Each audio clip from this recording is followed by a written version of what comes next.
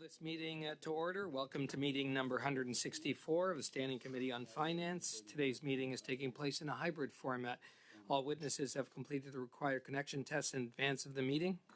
I'd like now to remind participants of the following points. Please wait until I recognize you by name before speaking. All comments should be addressed through the chair. Members, please raise your hand if you wish to speak, whether participating in person or via Zoom. The clerk and I will manage the speaking order as best we can. Pursuant to Standing Order 83.1 and the motion adopted by the committee on Thursday, September 26, 2024, the committee is resuming its study on the pre-budget consultations in advance of the 2025 budget. So just before we get to our witnesses today, I'd like to first thank all the witnesses that have taken part in our PBC meetings this year, because this will be our final meeting with witnesses. We've had an amazing job done by our clerk, the analysts, the entire team, the interpreters, everybody trying to accommodate all our witnesses as best as possible. Now, we only have a limited number of meetings, and while many of you, and those may be watching, have received last-minute invites, you all still do your best to always provide excellent testimony to us here at our committee. We're thankful for that, and it's much appreciated, so thank you. And now to our witnesses that are with us here today. From the Affiliation of Multicultural Societies and Service Agencies of BC, we have its Chief Executive Officer, Katie Crocker. Welcome via video conference. From the Canadian Live Music Association, President and CEO, Aaron Benjamin, here in person. Welcome. From HEC Montreal, Professor Pierre-Olivier Pinault. Also via video conference. From Platform Calgary, President and CEO, Terry Rock. From the TMX Group Limited, we have the Head of Government Affairs, Mr. David Clark, is with us. And from the Union des Producteurs Agricoles, we have its General Manager, Charles Felix Ross, and the Accounting and Taxation Department, Marc St. Roche, who is again the coordinator from the Accounting and Taxation Department there. So we're going to start with opening remarks. You'll have up to 5 minutes to give those witnesses, and we are starting with Katie Crocker, please, for the first 5 minutes. Thank you very much. Hello, members of Parliament, and thank you for inviting me to speak briefly to recommendations for the 2025 federal budget. My name is Katie Crocker. I'm the Chief Executive Officer of AMSA, the Affiliation of Multicultural Societies and Service Agencies of British Columbia. We are the provincial umbrella association for 94 organizations serving newcomers in British Columbia. Today, I'll be sharing 3 key recommendations with you that we strongly believe will support both the overall impact of Canada's nonprofit sector, as well as newcomers' ability to meaningfully engage and contribute to the social fabric of our nation. Our first recommendation is to develop an all-of-ministry approach to immigration that pulls support and funding from different federal ministries in addition to Immigration, Refugees and Citizenship Canada. As the ministry responsible for supporting the settlement of newcomers to Canada, IRCC has developed strong relationships with the settlement sector and the nonprofit sector. However, while the sector has certainly benefited from IRCC's specialized support over time, it has become clear that the full array of supports required for newcomers to be fully settled falls beyond the purview of what IRCC can offer on their own. For example, securing safe, adequate, and affordable housing continues to be a barrier for newcomers settling in Canada. Collaboration with Housing Infrastructure in Communities Canada could benefit both newcomers and Canadians, as having newcomers fill construction job shortages can increase both housing affordability for newcomers and domestic housing supply.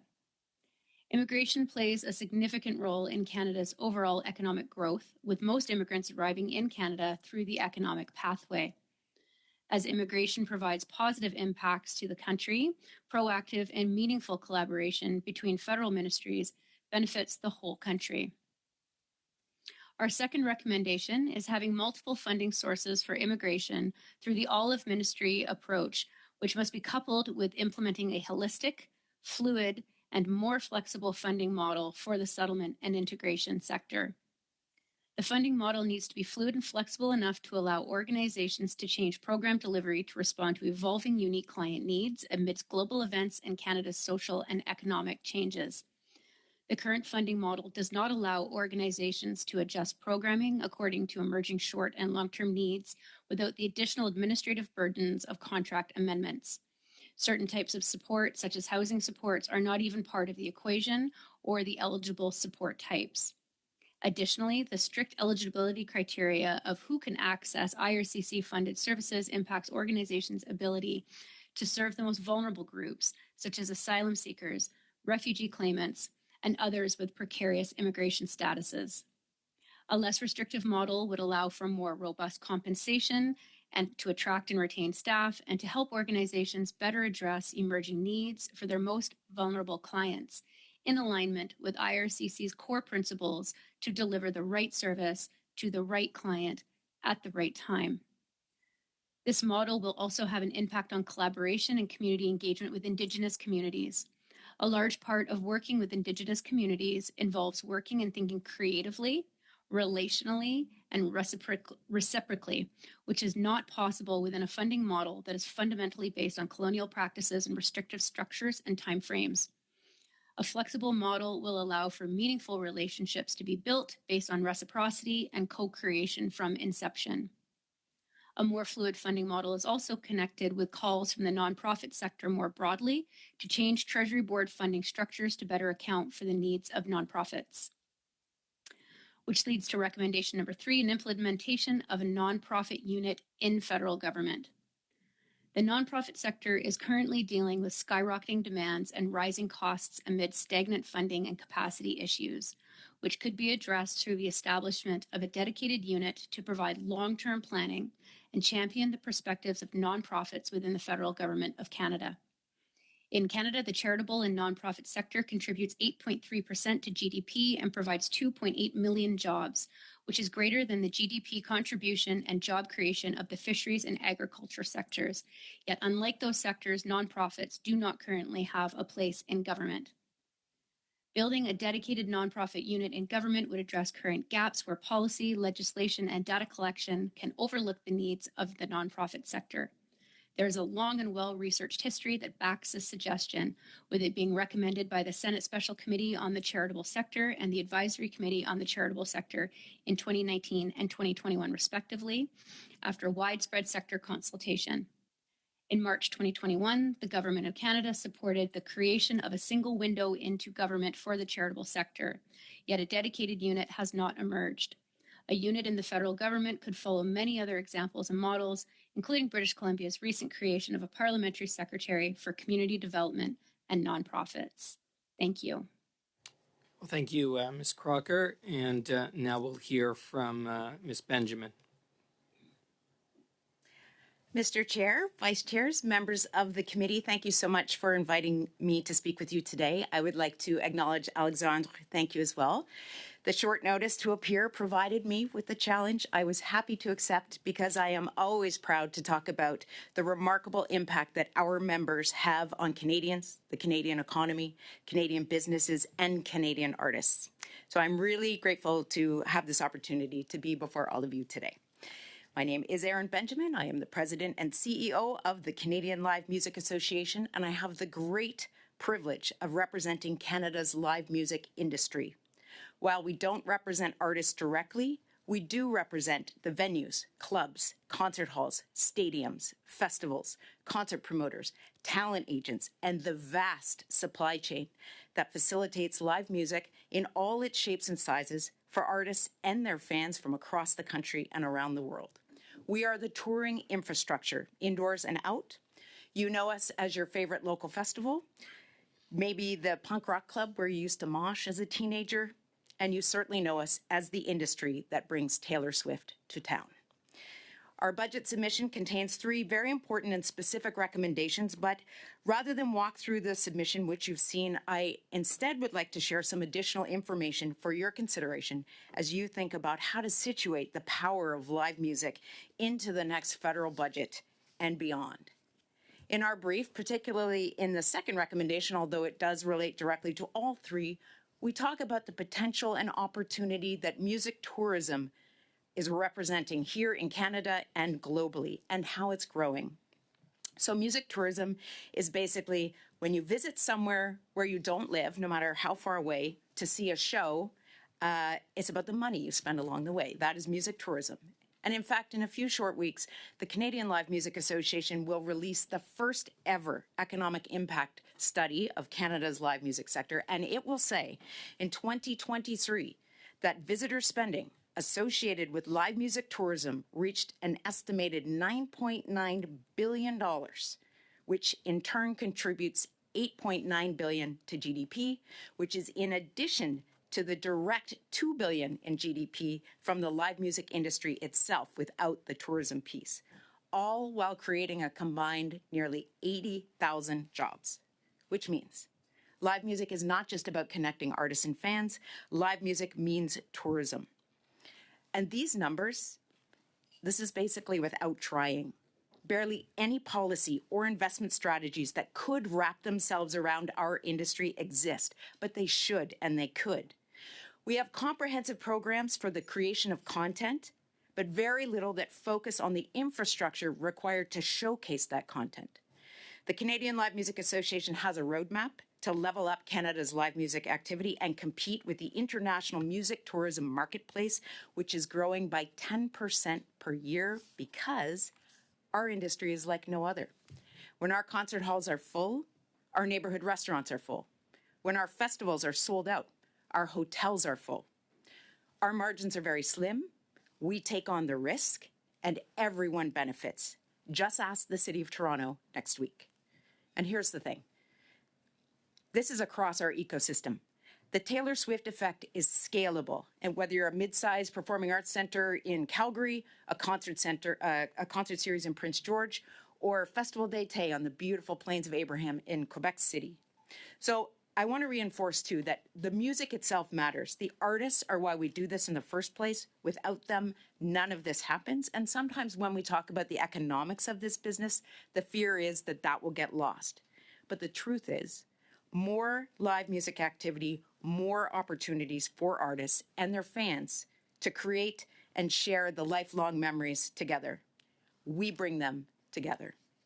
I want to thank the committee for your time and for allowing me to amplify our recommendations by focusing on the solution that we represent for Canadians, for the Canadian economy, and for Canadian artists. I look forward to future questions. Thank you so much. Well, thank you, Ms. Benjamin. And in short order, it was excellent. You just delivered those opening remarks. And now we're going to move to the HEC Montreal and Professor Pinault, please. Merci. Thank you very much. Hello. I'd like to mention that I hear the interpretation, even though it's difficult to concentrate on what people are saying when I'm also listening to interpretation. So I would like to thank the committee for inviting me. I'm a professor at HEC Montreal, and I will deal with energy questions and themes. I am head of the School of Management, and I have an economics point of view. I can still hear myself in the interpreters in my ears, but I will try to ignore that.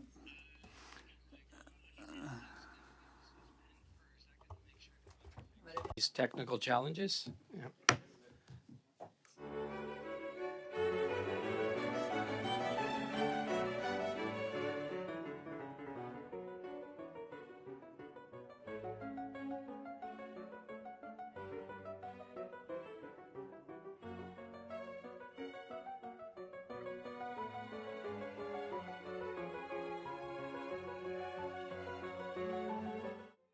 Going just to move you in the order for your opening remarks. We're going to try to get these technical challenges fixed, and then we'll bring you back. So now we're going to move to Platform Calgary, and Terry Rock, please. Thank you, Mr. Chairman and members of the committee. Thank you for having me. I'm Terry Rock, CEO of Platform Calgary, here at the relatively new Platform Innovation Centre in Calgary's East Village. Platform Calgary is part of Canada's Tech Network, or CTN, representing 27 tech hubs across the country. We made a submission to this committee through CTN, but I am here representing Platform. Platform is a member-driven organization representing more than 600 tech companies in Calgary, and together with a network of more than 150 partners, we're committed to making Calgary the best place for anyone to start and grow a tech company.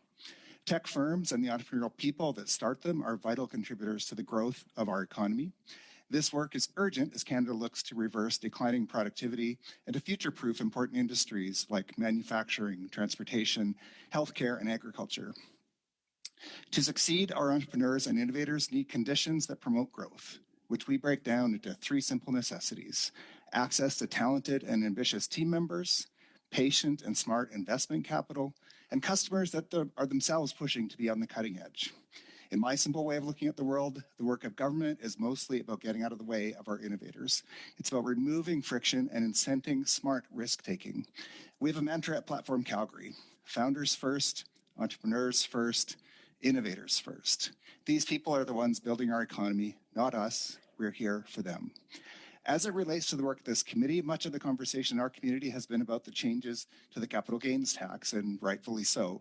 These changes have had wide impact on entrepreneurs, on their employees, and on angel and venture investors who we need to back early stage companies. I would encourage the committee to put yourselves in the shoes of a startup founder. During your journey, you might dilute your ownership stake in the company to onboard investors and employees that are required to take your business to the next level. The prosperity generated by your startup is spread across a variety of different interests. That's what makes these changes so difficult. These changes put a cap on the incentive to grow these companies beyond the prescribed limits that are in place. We're pushing entrepreneurs to think big, and we're punishing them for doing that. That will not improve our productivity.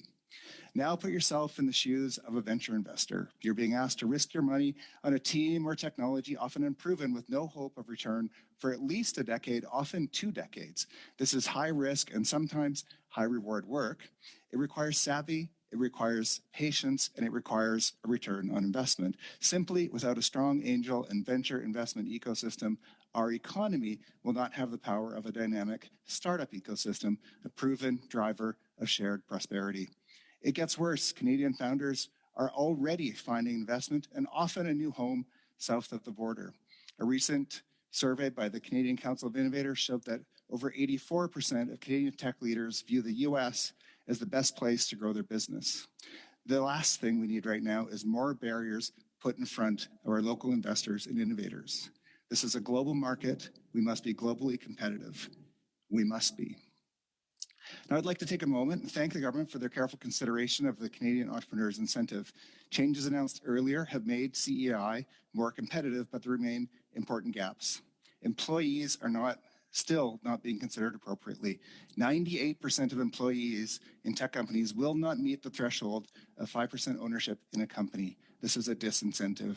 98% of angel and early investors will not own 5% or more of a company and are also excluded. This will decrease early stage Canadian investment and increase U.S. ownership in Canadian companies. The U.S. already owns the majority of total Canadian equity. This is a disincentive. To fix this, CTN continues to recommend full harmonization with the qualified business stock in the U.S., including increasing lifetime capital gains exemption to $13.5 million and including employees and angel investors in eligibility. Canada has an important opportunity here. A growth-minded capital gains policy could be a catalyst for the Canadian innovation economy and investment climate and our bold and ambitious founders. Research from the US shows that every 5% decrease in capital gains means 15% more startups are created. We should want this. In the absence of leadership across the country, provinces are pursuing boutique tax incentives for tech investment. We need less fragmentary regional approaches. Instead, we need to get on the same page to address our productivity challenges, innovation opportunities, and position Canada as a leader. In closing, we are seeing amazing momentum in tech and innovation in Canada. Let's not hit the brakes. Let's back our innovators. We encourage the Government of Canada to work constructively with Canada's tech network and individual hubs like Platform Calgary to harness this amazing potential and secure Canada's place as a global hub for innovation. Thank you. Well, thank you, Mr. Rock. And now to TMX Group Limited and Mr. David Clark, please. Thanks, Mr. Chair, and it's great to be following my friend from Platform Calgary, because I would just start by saying I can echo everything he has to say about the changes to capital gains. But in terms of my own remarks, I just want to say thank you, Mr. Chair and members of the committee, for inviting me here to speak today. It's a pleasure to address you on behalf of TMX Group and the more than 3,000 listed issuers we represent, the vast majority of whom are scale-up companies like our friend from Platform Calgary was just talking about. An underappreciated fact about our capital markets is that it's really a small and mid-cap market, and most of the public companies in Canada are actually SMEs. For those who may not know, TMX Group is a leading Canadian financial market infrastructure provider, operating diverse businesses spanning information technology, equities, fixed income, derivatives, and energy markets. At the center of everything we do is our commitment to make markets better and empower bold ideas. This guides our advocacy efforts as we strive to contribute to a thriving and resilient Canadian economy. As operators of critical market infrastructure, including the Toronto Stock Exchange and TSX Venture Exchange, we facilitate the flow of capital that fuels innovation, job creation, and economic growth across our country. Recognizing the important role that government policy plays in shaping the investment landscape, we are actively engaged with policymakers to promote measures that support the long-term success of Canadian businesses, investors, and workers. My submission today reflects this commitment, and I'm pleased to provide these remarks and answers to any questions you may have. While our pre-budget submission, which I hope most of you have had the chance to read, enumerated a whole suite of measures and recommendations, today I'm just going to focus on 3 of them. But really, you can think of it thematically as one ask and one proposal, and that is creating tax policy and tax incentives that incentivize investment in Canadian companies. Specifically, I'm going to talk about our flagship R&D program, the Scientific Research and Experimental Development Program, and allowing access to the most generous part of that credit for Canadian public companies. I'll echo a little bit of what my friend had to say about the changes to the Canadian capital gains inclusion rate, specifically to Canadian companies. And if I have time, I'll talk a little bit about the mineral exploration tax credit that supports our junior mining ecosystem. In terms of the R&D program, the SHRED program as it's commonly known, we've actually been a vocal advocate on this for years. Hoping to get reform for this program, and want to commend the government for the really meaningful engagement process that we've been involved in over the last number of years. 2 formal consultations, and who knows if we'll see something soon, but I know that it's something the government takes seriously, and so do we. Basic idea here is that the most generous part of this tax credit is not available to small Canadian public companies, the kinds of scale-up innovators that my friend was just talking about in the previous submission. And so our ask here is simple, that all Canadian companies doing R&D in Canada should have equal access to SHRED. Our second recommendation that I'll talk about today has to do with the increase to capital gains. What I would say here is not all capital gains are created equal, and if we are really looking at measures that will drive investment in growth companies, I think it's important to note that companies who need capital to innovate, grow, and employ people are facing a very difficult capital raising environment right now, and this tax increase is just another point of friction. So I would say that we recommend repealing the increase to the capital gains inclusion rate on Canadian-based investments in Canadian companies that drive growth and productivity in our economy. Still have time? Yeah.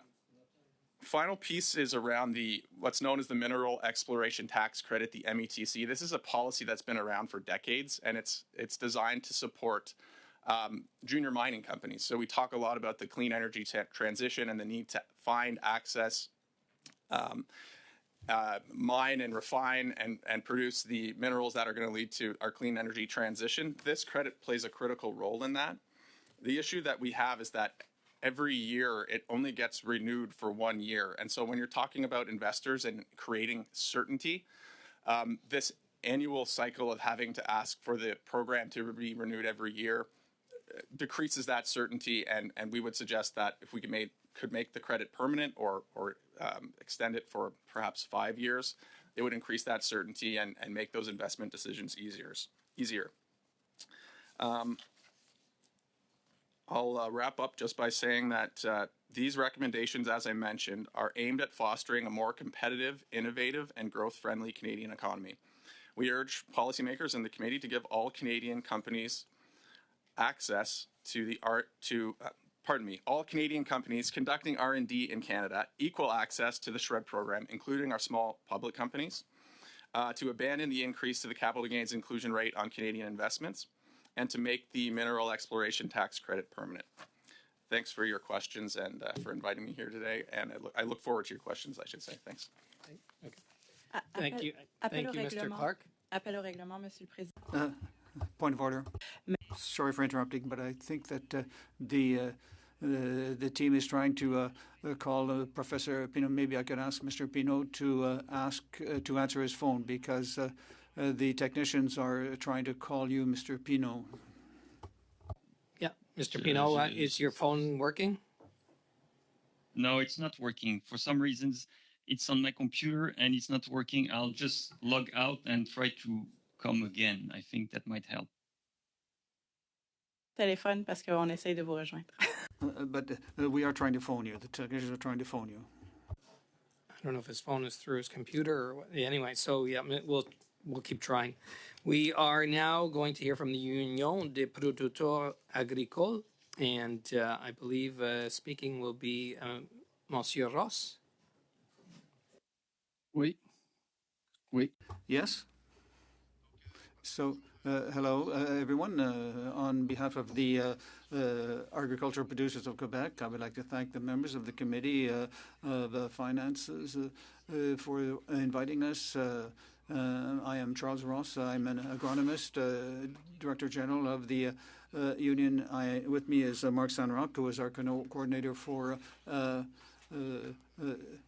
financial issues, and we are a Quebec organization which represents 42,000 agricultural producers who have 29,000 farms across Quebec. Agriculture in Canada is a key economic sector. It's a strategic sector, important for success in creating wealth all across Canada. A few figures.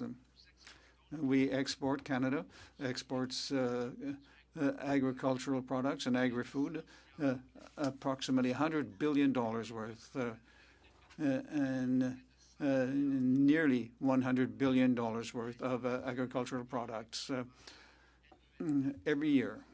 And almost 13% of our total exports, and almost 200,000 farms in Quebec create as well an additional $100 billion in products. We are 8th in the world in agricultural exporters. So this is a sector that's very important for the Canadian economy, and it's a sector that ensures food security for Canadians, so that we each have 3 square meals a day. And this is a strategic sector as well for the economy.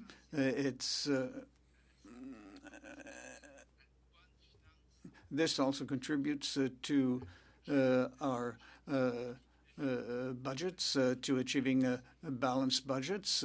As farmers, we try to manage our expenses, our revenue, and the agricultural sector is a significant contributor to the Canadian economy and to the welfare of Canadians. Our agricultural sector is very efficient, very competitive, very productive. The figures show that.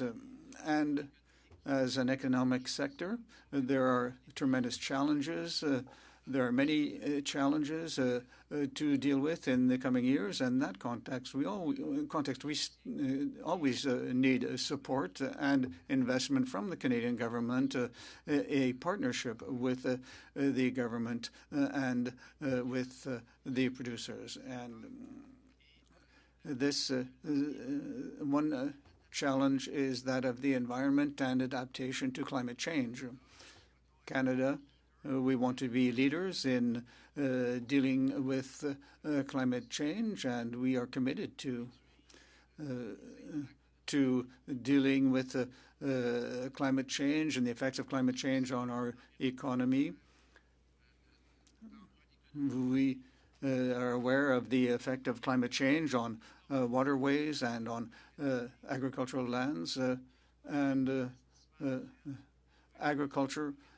We invest on our farms to deal with these types of challenges, and this is an additional challenge, of course, for our businesses, because if we do not change, there will be consequences, and this is by adapting, we will be able to meet the challenge of climate change and guarantee our income.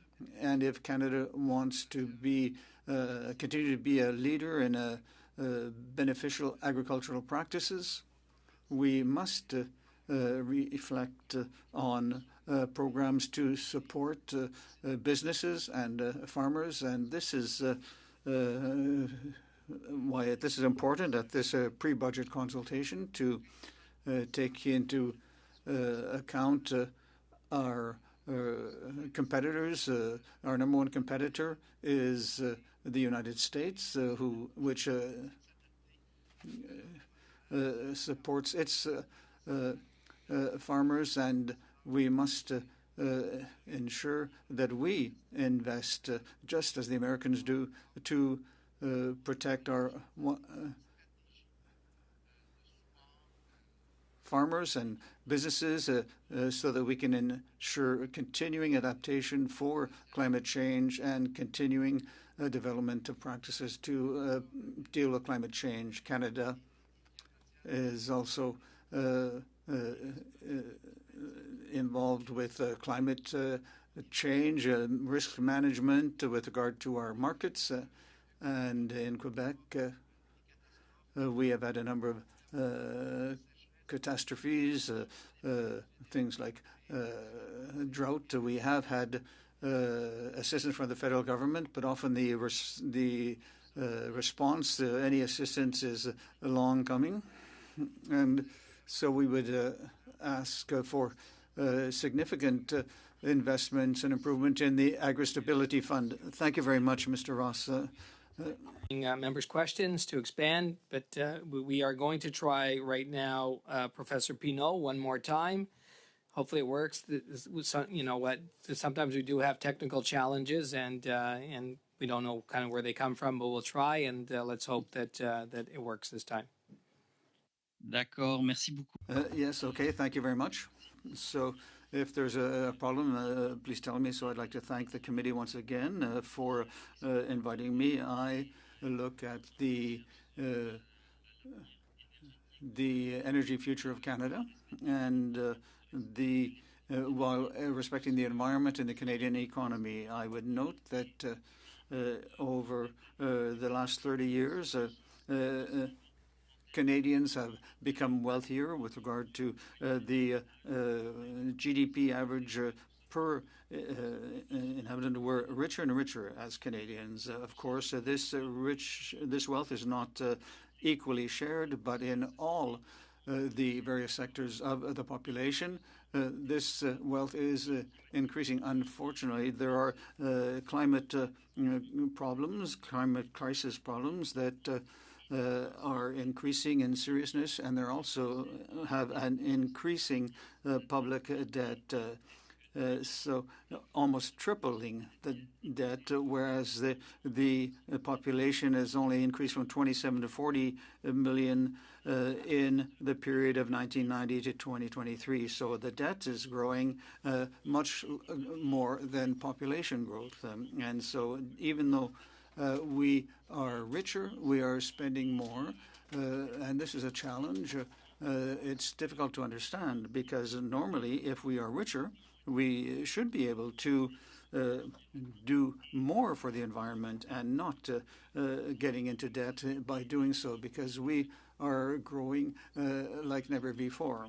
I think that the budget, the federal budget, could be a way of countering these tendencies.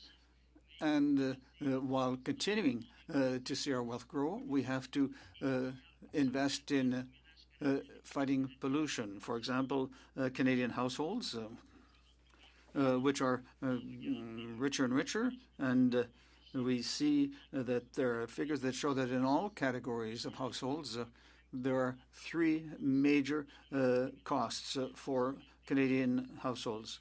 First of all, housing, approximately 30% of spending for households, and then food, 15%, and then transportation, again, 15% of household spending. And so the problem in these three areas, housing, food, and transportation, is that once again, there are troubling trends. There's a housing crisis, which means that we have to have a shortage of housing, even with the current housing, there is increased energy cost for housing, and even though wealth is increasing, the expenses are too high. And we look at statistics on the number of housing units over 30 years. Over 20 years, Canadians have bigger and bigger housing. How many square meters average per person for housing? In 2000, there was 48.9 square meters per person in Canada, but in 2021, we're now up to 58.8 square meters per person. That means that in 20 years, every Canadian has added 10 square meters to the space he occupies. So we are the in the country that has the most rooms per person, 2.6 according to the OECD. In the United States, only 2.4 rooms per person. So we have more and more empty space per person. It's expensive to to heat these spaces and to build these spaces, and so to furnish these homes.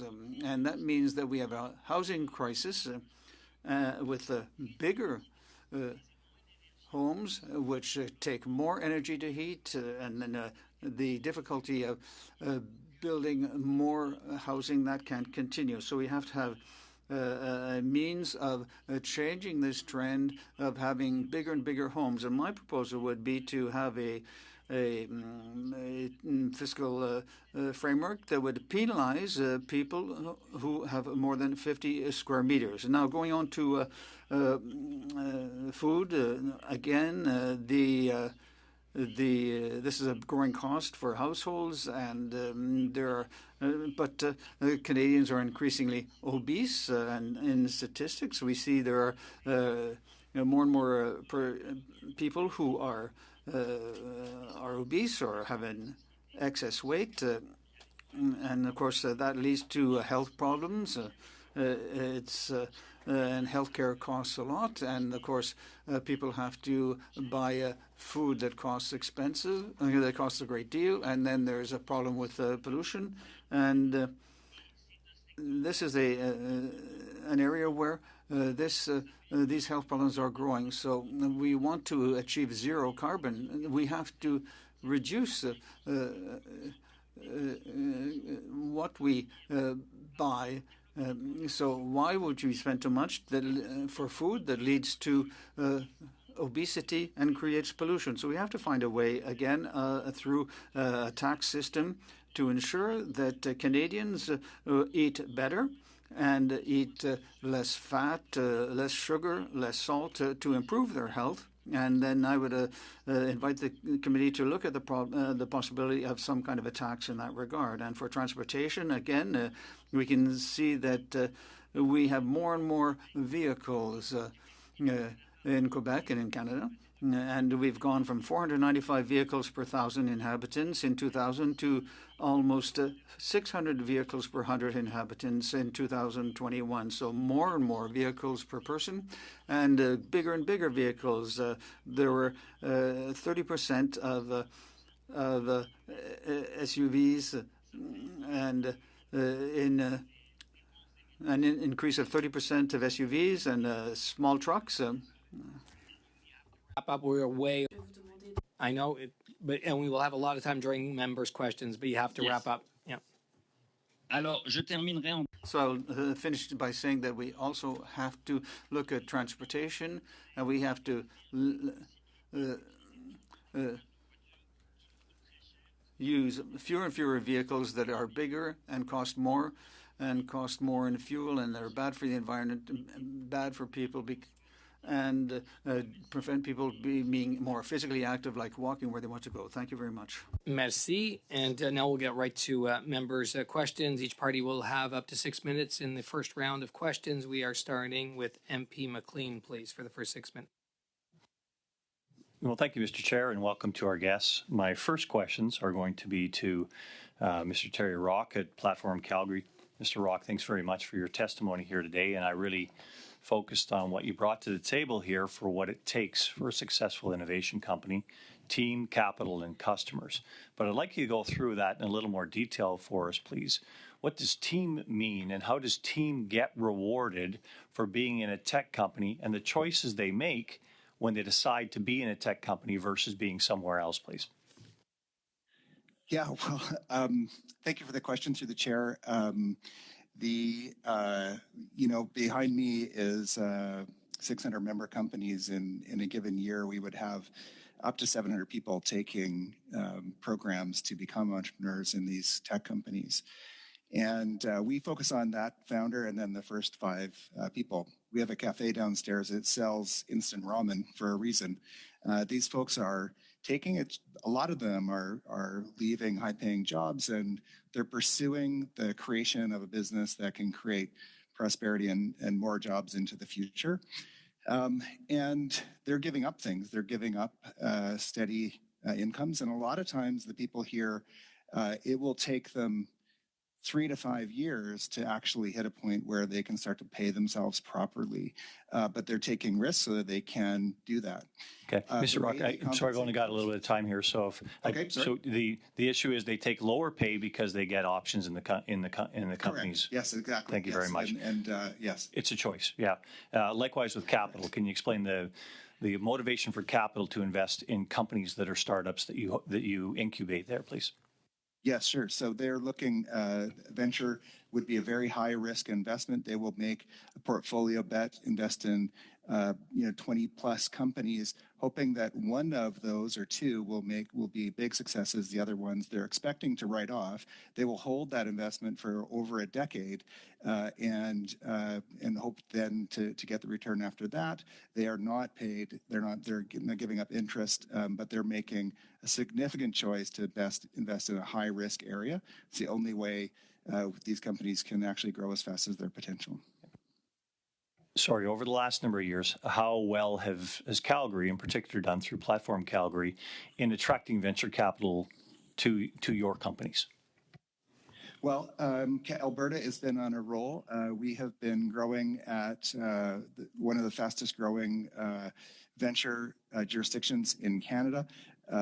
Just last year, I'm looking actually Q3 in Alberta, we're at 577 million, 714 million last year. We had an extended run of year-over-year increases. And what's really important is that we keep that going. That's the most important thing for us, is that we're just getting started here, catching up to the rest of Ontario, Quebec, and British Columbia. Okay. Thanks, Mr. Rock. Is it safe to say that a change in the way people are rewarded, both at the employee level and at the investor level, is going to change the amount of investments and the amount of founders and innovators that are working in your space? Yes, it is already happening. Can you give us some data quickly on that about what you're seeing? Well, I don't have specific data because I do know companies that are being attracted to the U.S. and when their first investment comes from the U.S., they become more likely to move there. I prefer not to say the people that are dealing with this. Over the majority, 58% of the venture that was invested in Canada in the first 3 quarters of this year came from the U.S. We need local investors to keep these people here. And we're talking to investors. They are frustrated with the current state. Okay, thank you. The last thing I'm going to ask you is the whole notion about government workarounds. When government changes the tax structure the way they've done it here, that really demotivates your investors and your employees that are in your companies. What do the governments get involved in programs and everything else, and what is the effective friction caused by that? There's 2 pieces of friction. One is that the rules of the game are changing and people are reallocating their capital all the time. And the other part of it is, the market will work if we set the incentives up properly up front. These people do not like applying for programs or cutting through, multiple different exemptions. They're really looking for a straightforward market setup with clear rules that will allow them to deploy their capital with certainty. Safe to say that the simpler you make this, the easier it's going to be to get innovation and growth in this country. Is that true? Yes. Thank you. And my next question is going to be to David Clark over at the TMX Group. Mr. Clark, you talked about 3,000 companies that are represented on TMX Group, and you talked about the mining exploration tax credit. Mining exploration tax credit is something that is grossly affected by the increase in capital gains, would you say? Yes, I would. Can you explain that quickly to the committee, that effectively it nullifies the whole gain, the whole reason for having the METC? Well, the whole point is that, am I on? Yeah. The whole point of the credit is that it de-risks the sort of exploration investment for the company because it allows the company to flow the law. Sorry, I just have to finalize here. You're out of time. The issue is, of course, by increasing the capital gain, you more or less nullify the motivation for being in the mining exploration tax credit, correct? It decreases the incentive, certainly. Yeah. And now to MP Baker, please. Thanks very much, Chair, and thanks to all the witnesses for being here. I won't have time to ask you all questions, but I appreciate your testimony and your time and your input, and we've taken note of it all, so thank you. I'll start with Mr. Clark. David, it's good to see you. I just have a question about the SHRED program. So first of all, thank you to you and your colleagues at TMX for your advocacy around the SHRED program. I was listening to your testimony, and one of the things that you have in your written submission also is a request to expand access to the SHRED program to smaller companies, is how I understood what you said earlier. So could you just talk about briefly, again, for the folks who may be watching at home who aren't familiar, like what would be the benefit of extending access to the SHRED program to smaller businesses? Like, why is that a worthwhile? It's basically an investment of taxpayer dollars in smaller businesses. Could you just talk about why that's a good idea in your view? For a number of reasons. The first thing I would say is that the basic 15% credit, which is non-refundable, doesn't do much for a company that is pre-revenue, and about 75% of the companies on the TSX Venture Exchange, which is our junior market, are effectively pre-revenue. So when you're talking about incentivizing investment in research and development to a company that's not paying income tax because they're just not that big yet, the benefit of the basic credit, which public companies are eligible for, it just really isn't there. The second thing is it's about a level playing field. Whether you're a company, an entrepreneur that's elected to raise capital on our markets already, or you're thinking about it, the roadblocks. There are lots of reasons why you would or would not go public, but the more roadblocks we can remove, the smoother we can make that decision-making process, the easier it is for the entrepreneurs to make those decisions, to access capital, and to focus on the things that we all want them to, which is create jobs, create IP, grow, contribute to the economy. For those folks who aren't familiar with the SHRED program, so how would offering that benefit to those smaller businesses that you're talking about help incent entrepreneurship? Well, basically, we're talking about it's access to capital, right? The 35% refundable credit is actually essentially a check in your hand at the end of the year, and so it frees up capital to make those investments. And then again, it's about these companies are also competing directly with private companies, Canadian-controlled private corporations who are eligible for the credit. So again, it's really a fairness issue. All of these, we're talking all about Canadian companies, all about companies that are doing their R&D in Canada and employing Canadians, and really just removing those barriers and removing those elements that unlevel the playing field. So what I hear you saying is, so there's two key areas of benefit. One is those small businesses, they can compete more fairly with the larger businesses in Canada who already benefit from that program, and secondly, presumably, it creates a greater incentive for those small businesses and those small ventures to start up and continue to grow here in Canada rather than moving to the U.S. or somewhere else. Yeah, that's exactly right. I mean, it's going public is not for everybody, but what I would say is, if a company lists in Canada, it's a lot more likely to stay in Canada. So we've already been investing in these people since they were in high school, basically. a lot of Canadian entrepreneurs. If they can't access the capital that they need to grow here, they will go elsewhere. And so, one option is to list on an exchange like ours, and if we're putting roadblocks in the way of that, like telling an entrepreneur you're going to lose access to your 35% refundable credit if you go public, we want to try to remove those barriers whenever we can. Understood. Okay. Thanks very much, David. I appreciate that. J'aimerais diriger le reste de mon temps, mes questions. I'd like to use the rest of my time for Professor Pinault, and I only have 2 minutes left, so I would like you to, I'll try to be brief in my questions. I would like you to be brief in your answers. I'd like to ask you, with regard to our conservative colleagues tell us that carbon tax is responsible for the increase in costs in the cost of living in Canada. Do you have any comments in that regard? I mean, is it true or not? No, absolutely not. And it's a very slight contribution to a slight increase in prices, but the big contribution to inflation is energy. For example, the explosion of energy costs in 2022 because Canadians depend so much on petroleum products, the price of which is increased, and so that has an effect on all other costs. So one of the problems is energy. We depend too much on this energy, and the second thing is that with regard to housing, the Canadians want bigger and bigger housing, and that's a problem because there are people who can buy big houses, big apartments, and that creates pressure because we can't build enough or fast enough to meet everybody's needs, and that contributes to inflation. And I'd also like to, taxing carbon and which is paid by Canadians and which is rebated.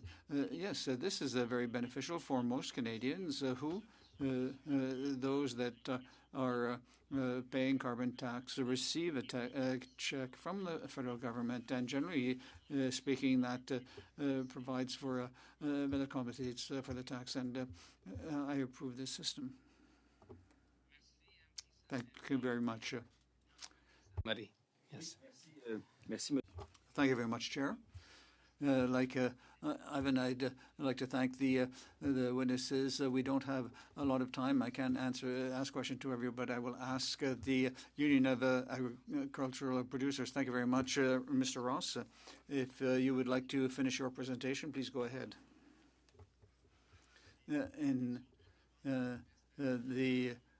We've asked for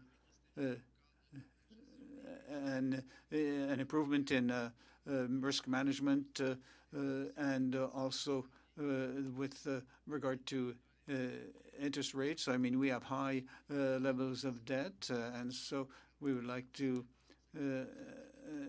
help in meeting these costs. And we also have we also need tax help in order to help us meet our costs. Thank you very much. And with another subject, we've just learned today that the Bloc has presented 282 with regard to supply management, and it's been in the Senate for more than a year, and the senatorial committee has decided to make an amendment that would destroy the benefit of this bill. And I think that we would like to see this adopted as a bill that would protect supply management in any new situation. And would you have any reaction with regard to the Senate committee's attitude? I would share your analysis. It's very disappointing on the part of the Senate committee, and that would cancel the effect that we were hoping for Bill 182. And Canada signed a number of trade agreements, major agreements with many countries, and the supply management has never threatened Canada's position with regard to these agreements. And I think the agriculture and agri-food sector, which provides 100 billion in exports every year, I think this is an essential sector, but a very sensitive one, like many others. And our competitors defend their agricultural sectors. And I think we are really disappointed with the decision by the Senate committee to not respect a right that was adopted by a majority of the MPs. Thank you. And after 1.5 years, just after the American elections, knowing that the newly elected president wants to make this an issue, I understand the procedure rules. The bill could mean that the amendment might have been defeated, that it was not, and it will now be up to the House to refuse this amendment. But just before elections, I think there's not going to be time, and I think that this is very deplorable. And as you said,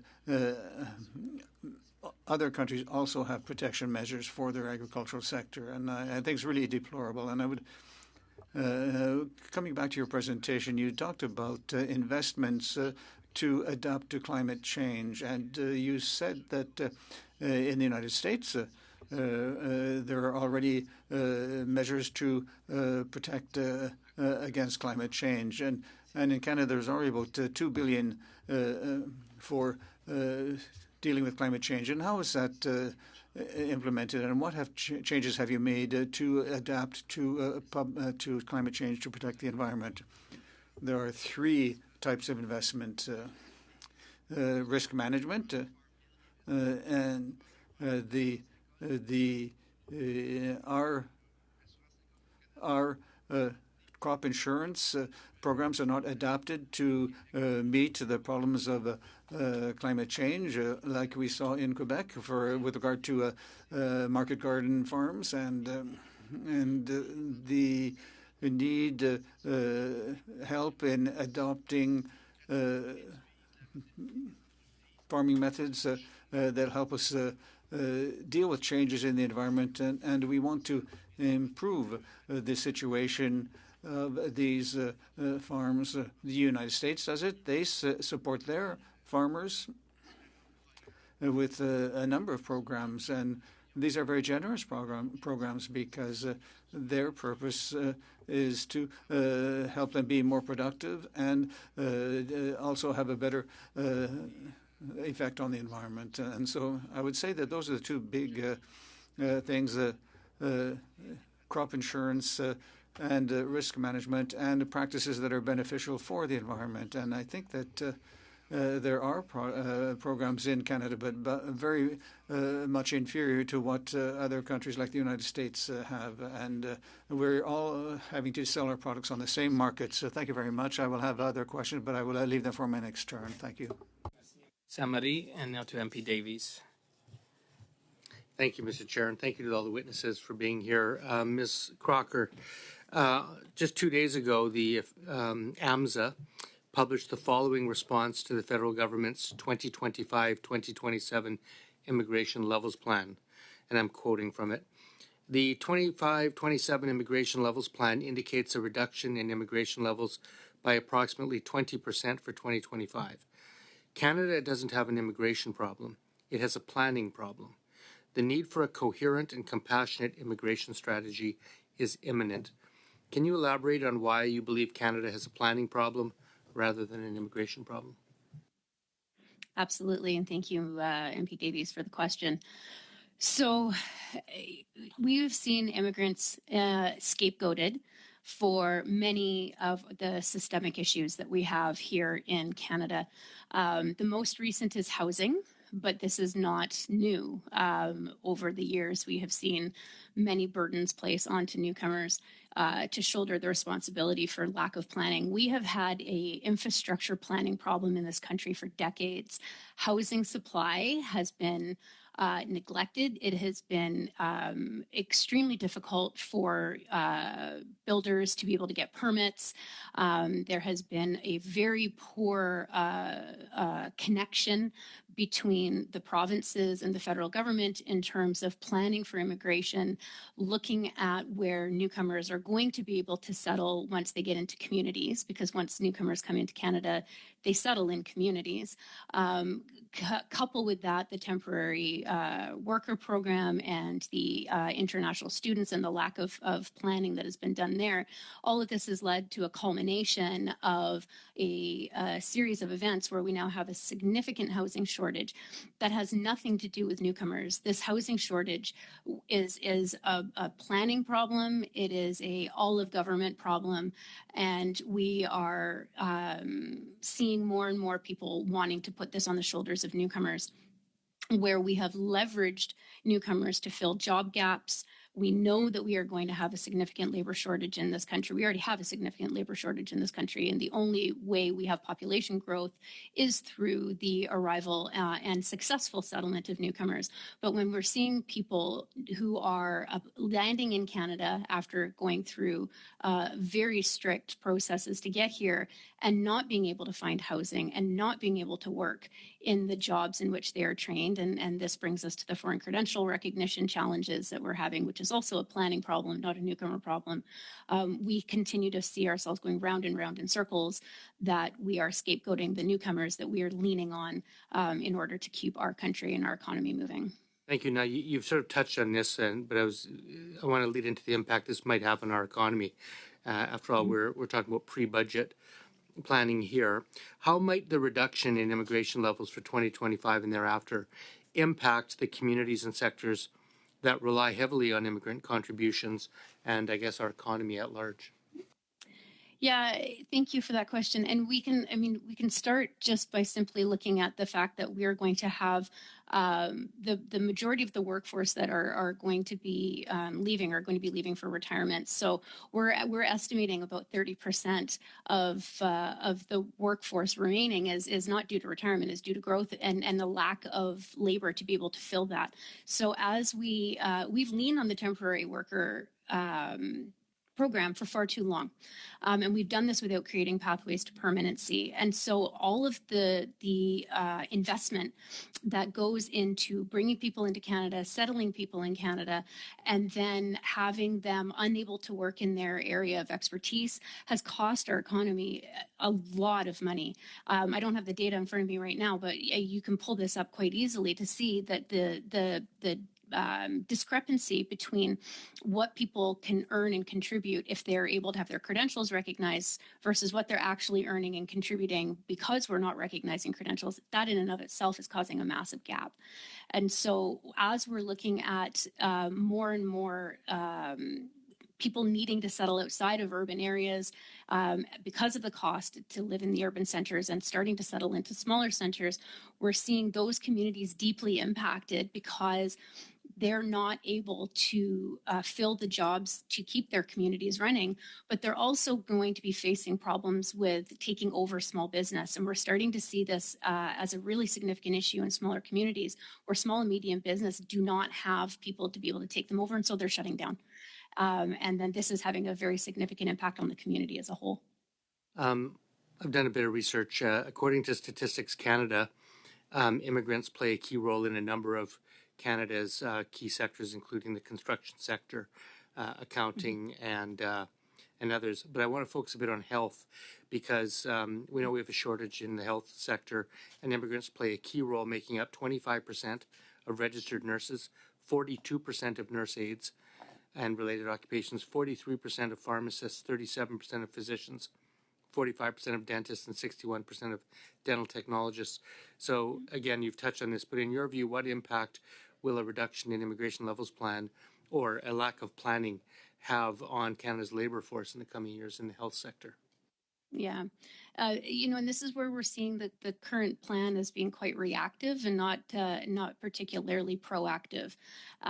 So, here in British Columbia, getting a family doctor, we've got 3 million British Columbians who can't get a family doctor. So where is this going to leave us in the next 10, 15 years as we start to see the increased retirements, but we don't have the population growth to be able to fill those. And even if we did start having miraculous population growth right now, we're decades away from that having impact on our labor market. And so the healthcare sector is going to take healthcare and construction. I mean, they're going to take a significant hit here. And I know that there's been talk of, we'll prioritize the areas. We'll prioritize in the levels plan, the 395,000 PR that we're going to be welcoming in 2025, that we would prioritize the healthcare sector. But we also have 300,000 people in Canada who came on the QIT visa from Ukraine who are going to be expecting permanent residency or pathways to permanent residency. We have a huge number of temporary residents who are expecting pathways to permanent residency. I'm sure you'll be able to expand with other questions, but we're just a little bit over time here. So we are moving into our second round, members, and we're starting with MP Morantz. Thank you, Mr. Chair. I want to thank all of our witnesses for their excellent testimony. Mr. Clark, I think I'll start with you. In your submission, you say TMX continues to oppose the increase in the capital gains inclusion rate because it is a tax on investment when Canadian businesses and the economies most need it. Now, in the April budget, you know that the government increased the inclusion rate from 50% to 66 2/3%. In your testimony, you said something I just found a bit curious. I wanted you to elaborate on, which is this idea that not all capital gains increases are created equal. In the end, your recommendation is to lower the inclusion rate on Canadian-based investments that drive growth and productivity in the economy. I'm wondering if you could just elaborate on that. Parse that out for me. What kinds of investments do you think it should be lowered on? Thank you, MP Morantz, for the question. And for pulling that out. I was freelancing a bit in my comments, so for anybody that was listening through translation, I hope it came through. But what I meant there is that recognizing that there are lots of reasons why the government might have wanted to raise capital gains tax. When I said not all capital gains are created equal, what I was really referring to is a difference between productive investments and productivity generating investments and other investments. So a non-productive investment is your cottage. If the government really needs the revenue and they want to tax that, go ahead. What we're suggesting is, and we hear about this all the time in terms of a productivity gap, in terms of lagging growth in Canada, we want to create tax policies and policies in general that incentivize Canadians investing and others, but Canadians investing in Canadian businesses. And so what we're suggesting here is, if you need to raise it somewhere else, we can talk about that, but we would suggest you should not raise capital gains on Canadian investments in Canadian companies, the kinds of companies that list with us and private companies as well. Thank you. Now, Mr. Rock, just from your testimony, it sounds like you feel the same way. Would you agree with Mr. Clark's position? Wholeheartedly, yes. There's enough headwinds when you're getting going. We're seeing a lot of traction right now. We want to keep it going. And one of the things you said in your testimony, which I found interesting, is that we need to be globally competitive. And you have folks in your incubator that have taken tremendous risks. And you talked about those risks and the ramen noodles and all that. Yeah. But I just, how are they feeling about this? Because when somebody makes a decision, they look at all of the economic factors, including the tax environment, when they make a decision like that. And so they went into whatever they're trying to create and innovate on based on the capital gains tax being 50%. What goes through their minds when they see a government basically pull the rug out from under them in the middle of them taking this huge risk in their life? It's exhausting. It's already frustrating when you're working on this stuff, and when you're getting an ecosystem like we are going, you need the winds at your back. I'd point out just that we spend hundreds of millions of dollars on creating IP through our universities, and then when we try to build it out through private businesses, we add friction, and that's just a problem. Thank you. And you said something about how a decrease in the capital gains inclusion rate results in a certain number of new startups. Did I have that right? Yeah, we found some data that 5% decrease is a 15% increase in the rate of startup creation. Canada, in the U.S. has had a lot of startup creation since COVID, and Canada hasn't followed suit, so we should do more of that. And would the corollary of that also be true, that the increase in the capital gains inclusion rate would have the opposite effect? I think that that's the experience that we're having is that we would consider that friction. Our whole job is to get rid of friction. Very good. Now, I actually have a question for Mr. Ross from the Agricultural Producers Union. Mr. Ross, are you there?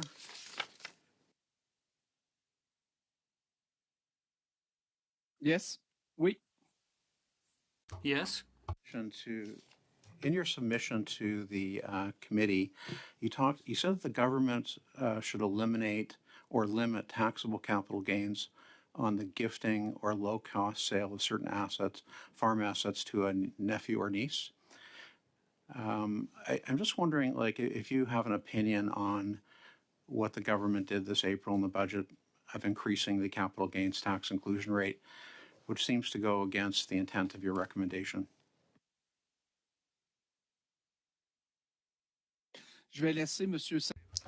I'll leave our expert in accounting, Mr. Saint-Roch, to answer. Hello? The request with regard to nephews and nieces is to reflect a provision in the tax law which allows parents to transfer agricultural property to their children without declaring a capital gain. So that would allow the transfer of family enterprise, and in addition, agricultural businesses are businesses that often belong to a number of families. There could be one or brother who might not want to continue with the farm, but perhaps it could be passed on to a nephew. And I think currently that would have to declare a capital gain, even if there's no counterpart. And I think that that would be something. Sorry to interrupt, but I'm getting the hook from the chair. I only had 5 minutes, and we're at 7, so I thank you for your answer. Thank you, MP Morantz, and we're going to MP Zarowitz, please. Thank you so much, Mr. Chair, and I want to thank all the witnesses for their excellent presentations today. I will only have time to ask a couple of people some questions, and I'm going to start with Ms. Benjamin. Ms. Benjamin, as you may know, I feel very blessed and I'm very proud that I have so many artists and musicians in my downtown West Toronto riding of Davenport. And so I actually believe that every community is actually made better by local artists and live performances. Now, the federal government has a Canada Music Fund, and I think over the last 9 years, we've probably announced around $400 million through that fund. I think we also have great programs like the Canada Arts Presentation Fund. Hold on a second. Mr. Chair, I'm sorry, I can barely hear myself talk over some of the side talk here. If we could just keep that under wraps. Yes. Come on, Mr. Chair. So I'll just start from the top there in terms of my question. So I know that we have a Canada Music Fund. We've funded that to a tune of about $400 million since 2015 to support Canadian musicians. And then we also have a Canada Arts Presentation Fund and the Building Community through the Arts and Heritage programs, which I believe also supports both live music and arts festivals across Canada. So maybe my first question to you is, what have programs like these meant for your members? What's the importance of having these types of programs, and why is it important for us to continue to fund them? Thank you so much for the question, MP. So they are three incredibly important programs, and they were increased in the last budget to a certain extent. However, there are, right now on the CAPF side, there are reductions to each individual client due to an increased competition for the funds. There simply is not enough investment in that program, no matter how in the CAPF program currently. Building, which fund? is that? Canada Arts Presentation Fund. Thanks, yeah. So that's a program that incentivizes artistic risk-taking by nonprofit organizations like festivals or municipal theaters, etc. It's an incredibly important program, and it has really brought all kinds of work that may not find its way into different parts of Canada from coast to coast to coast. Think about contemporary dance, think about theater, think about live music, absolutely. So it's a really important program. It's incentivized an increase in artistic content for certain, and enabled, as I say, presenters and promoters to bring certain types of content into certain types of markets. It's exclusively for not-for-profits, and it's an important program, and it should continue to grow in terms of investment. Same with BACA, Building Communities through Arts and Heritage, also exclusively eligible for not-for-profits. Looking at the Canada Music Fund, which Minister St-Onge announced an increase to during the Junos in Halifax, which was wonderful news. The Canada Music Fund has only recently as October, in fact, been made accessible to the commercial live music industry. In October, the Factor, the agency that delivers the Canada Music Fund on behalf of Canadian Heritage, did announce a pilot program called the Promoters Program, first of its kind. The deadline was Halloween. We don't know yet the outcomes of the program, but that was developed after 10 years of our conversations with Canadian Heritage around the opportunity that the commercial music sector represents. So we're hoping to see, I'll be very blunt, there's a lot of room for, I think, investment into the commercial side of the music industry, the live music industry, which, as I say, we've just taken a baby step towards. But the Canada Music Fund is absolutely an important program. And if my colleagues from our adjacent sectors in the independent music industry and the recorded music industry were here, they would certainly agree. Live is a brand newcomer to the table, and there are many mouths to feed. But one of the points I wanted to make in my remarks today was that I think that we're not necessarily looking at the policy through the lens that we should, through something like music tourism and the opportunity that live music represents in a really scalable way. So these programs are essential, absolutely, and there's room to do more. That actually leads perfectly into my next question, because I want to talk to you about the tourism-focused program that you were talking about.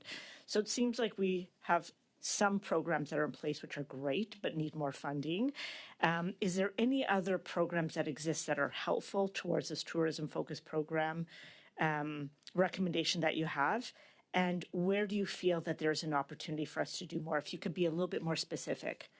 Absolutely. So in our budget submission, our second recommendation is around a tourism-focused festivals program. Some may remember the Marquee Tourism Event program going back several years, but ostensibly the essence of that program was to incentivize larger festivals across country to, through a tourism lens, grow their activity and through marketing, et cetera, try to increase their audience base and therefore the exponential both direct and indirect tourism benefits.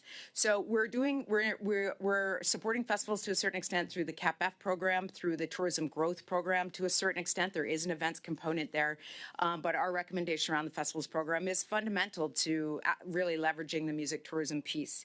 And that's where the opportunity is. Every market in this country would love to have a Taylor Swift. We've got Bruce Springsteen coming this weekend to Ottawa. It's incredible. We just don't think about the infrastructure and the way that I think it's just a huge opportunity. I know you're not used to having live music people come to the Finance Committee, and this is my first time in a 30-year career presenting, and I'm so happy to be here to talk about this because from a policy perspective, it is just it's low-hanging fruit, in our opinion. It truly is. This is not about what's wrong with arts and culture and how COVID crushed us. This is about looking at how, as I said in my remarks, we take on the risk and everybody benefits, not just the hotels and the restaurants I talked about, but transit and the local corner store and the parking lot, the airlines, etc. It is a way to pay it forward, unlike very few other industries. And so the opportunity is to sit down with the live music industry and really unpack the scalability of this. I know that Taylor Swift is not necessarily coming to every market, but when we look at from a policy perspective, we can really start to fine tune how to leverage live music activity. Thank you, MP Zarowitz. We're well over time, and now we're going to MP Samari, please. Merci, Monsieur le Président. Thank you very much, Chair. So for UPA, Mr. Ross and Mr. Savash, I have 2.5 minutes, so I have two questions, and I'll ask them right away. First, the federal government should align itself with the fiscal assistance offered by the Quebec government. What kinds of emission and the creation of a fund for investment in agriculture. With regard to the gifts made by in Quebec, if there is a gift to an institution, it's 150% of the donation, which is received by the organization and the food bank. So this is a good reward for supporting food banks. And the federal government allows for a 100% reduction, but there's also the issue of the transfers considered to be a transfer. So if we had a similar initiative across Canada, this would be very profitable or very good for the section. And with regard to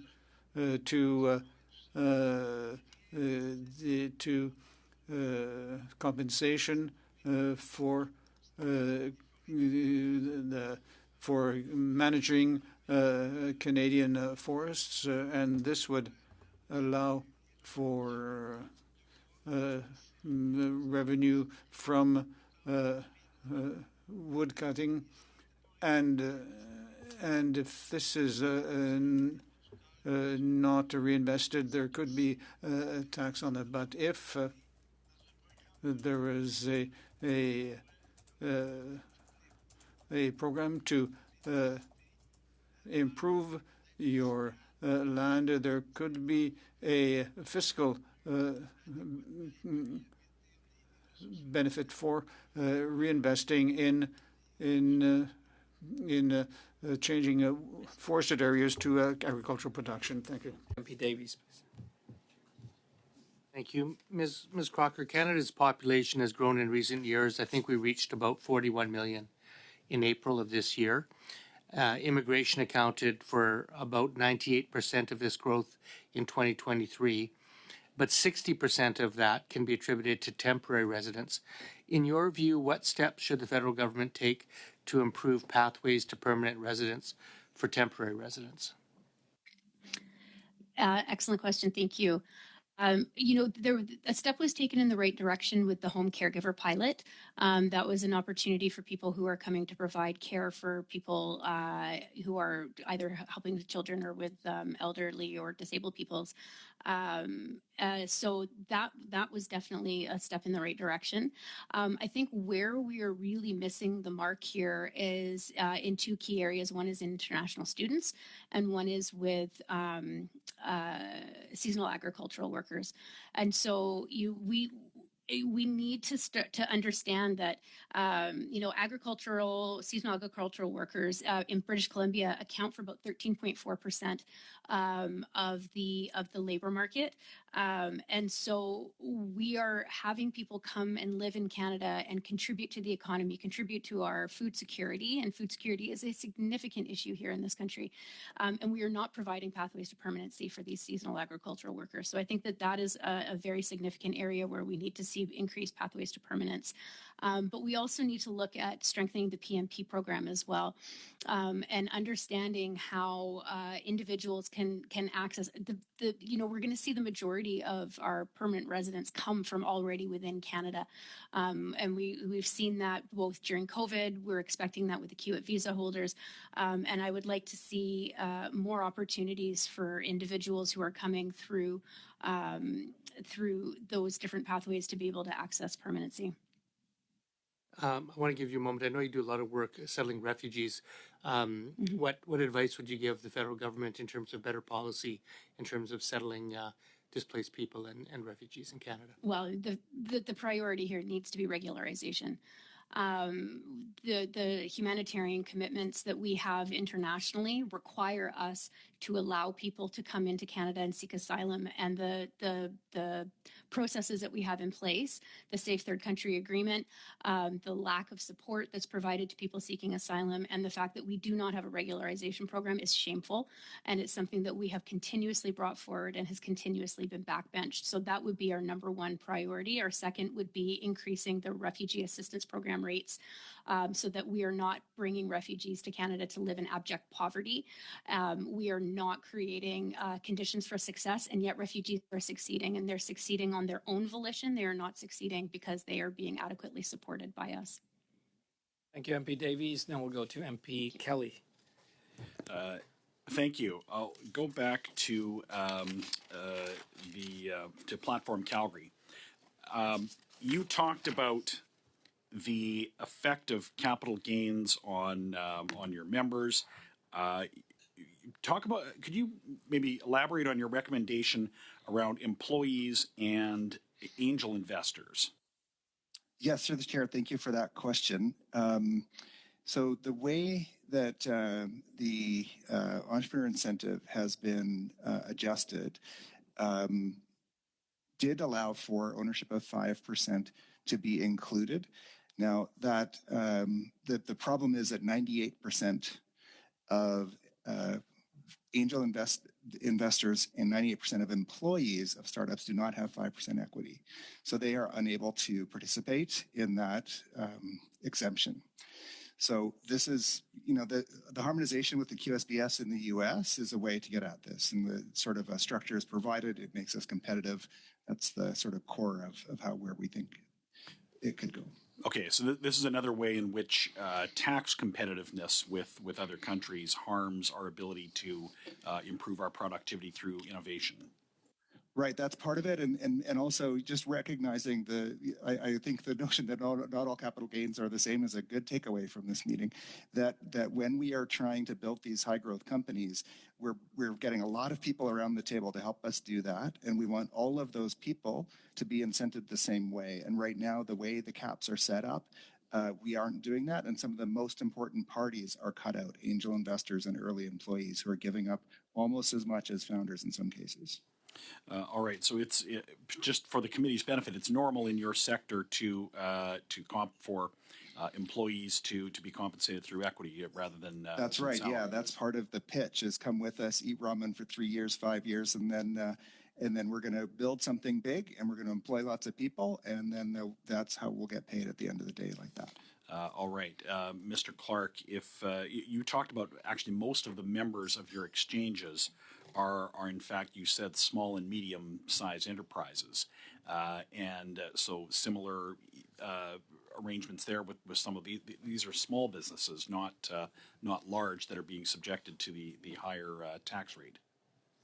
Yeah, that's right. It's an and thank you through the chair for the question. It is an underappreciated fact of our capital markets. It's something that's totally unique to Canada, and it's something that I think we should be prouder of and doing more to support these growth stage public companies. But yes, On the venture exchange, again, 75% of the companies on the venture exchange are pre-revenue, and almost all of them would meet any global definition of a small and medium enterprise. Okay, so the $250,000 exemption to the new higher inclusion rate only applies to individuals and does not apply to limited companies. Does that create tax unfairness when talking about entrepreneurs and people involved in startups? Well, if you're talking, the cottage owner that you mentioned gets a $250,000 break on the increase, but somebody who has invested through a limited company into a small startup does not receive that same exemption. That's completely correct. Yeah. Yeah. Is it common for small businesses to be structured through a limited company? It is. There are a lot of SMEs who are incorporated, who are public companies, but I don't know how common it is for them to invest through that vehicle. Most of the investors in these companies are retail investors, in fact. So that's something to know. One thing I would highlight, though, is when you talk about those ramen eating employees of the startups, they've already taken, and in some cases, they've already taken a tax hit a couple of years ago when the taxation of employee stock options was itself targeted with a new tax, a new tax rate. So government did some things to carve out smaller companies, but it's actually not the first time that they've taken a tax hit in the last couple of years in this way. Indeed. If I may just quickly go back to Platform Calgary, where if most of your or many of your members are not publicly listed, they would certainly have this differential between those who own their shares individually versus through a company.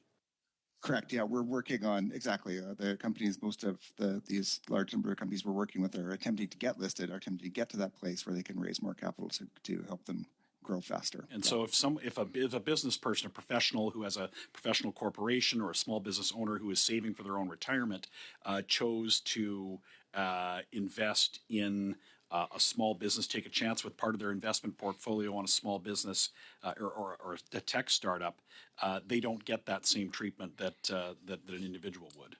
Not unless they get to 5%, in which case, yeah, that doesn't happen very often. Thank you, MP Kelly. And now to PS Bendayan. Merci beaucoup, Monsieur le Président. Thank you very much, Chair. It's also a pleasure to have our guests here, Professor Pino, with regard to abolishing our programs to deal with climate change. The Conservatives say that one must remove the price on pollution and want to make gasoline less expensive. But you said that there would be no significant decrease if the carbon tax was removed. What we can see in the dynamics of gas prices across the country and internationally, that changes a great deal from week to week based on a number of factors, geopolitical or local. And the carbon tax or the carbon price is very minor with regard to these other changes and fluctuations that could add $10 to the price of a barrel of oil or more. And so the carbon price is lost in these different variations. And what I say very clearly in my submission is that we are an increasingly wealthy society. So we have incomes that means that we don't see any difference. So if I may, you also said that on Radio-Canada you want to do that eliminating the carbon tax would make Canadians poorer. That's linked to factors, the fact that they're not going to receive a check from the government, which we see in the provinces where they pay the carbon tax. But that means that over time, the Canadians will be encouraged to adopt and to choose not to stay in big, expensive cars, and they would be motivated to change, and they will get more wealthy and have cheaper means of transport. There is currently a bill from the NPD, the Bloc, and the Conservatives that is increasing the exemption for agricultural machinery. And I also represent, as you know, I am also, we are opposed because this would be an important hole in the whole carbon tax issue. I think that there should be a tax that includes as many of the conditions and situations possible, not have exceptions. And there should be adding more carbon tax to areas that are not currently subject to the carbon tax rather than creating exemptions. We know how to react. We have technologies to do things better. And so we have to help farmers to change their ways of farming, but we should not remove any things that would motivate them to change their methods and to improve them. Thank you very much, Professor Pinault. About live music, Aaron, it was a pleasure to speak to you briefly about the issue of La Tulipe in Montreal. I represent the Mile-End and the Plateau, and as you probably know, La Tulipe is there, but so are many, many independent live music venues on the Main, on St. Lawrence and on St. Denis. Perhaps you could talk a little bit about our smaller venues and the importance of maintaining those, both for the quality of life that residents enjoy when we have access to them, but also from a business perspective and a tourism perspective. Absolutely. Thank you so much for that excellent question. I appreciate it. It's very interesting hearing my colleagues from other sectors talk about the incubation required to build and sustain an industry, and live music is absolutely no different. And those clubs, that is where it happens for live music. When you're an artist, when your kid takes violin lessons and they end up playing in a band, that is where they're performing. That is where they're growing their audience. That is where they're starting to take the first steps towards stardom. And that is where every amazing Canadian artist that you have ever heard of started, in a small club in a city or a town somewhere in Canada. So when we think about, we think live music venues are just going to be there. The pandemic proved like that was simply not the case. It's a very, I said, razor thin margins kind of business. And so paying very close attention to their health, sustainability, and capacity because of their interconnectedness to the rest of the ecosystem.